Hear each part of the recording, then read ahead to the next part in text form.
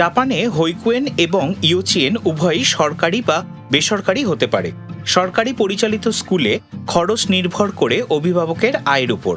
সরকারি মালিকানাধীন এবং পরিচালিত হৈকুয়েন, যাকে নিনকা হৈকুয়েন বলা হয়, সেখানে ভর্তি হওয়া অগ্রাধিকার ভিত্তিতে হয়।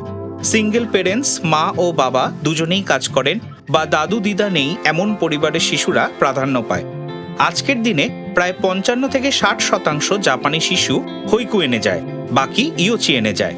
স্বাস্থ্য, শ্রম এবং কল্যাণ মন্ত্রণালয়ের নির্দেশিকা অনুযায়ী জন্ম থেকে ৬ বছর পর্যন্ত শিশু হৈকুয়েনে থাকতে পারে, আর তা প্রতিটি শিশুর মায়ের কাজের সময়সূচির উপর নির্ভর করে।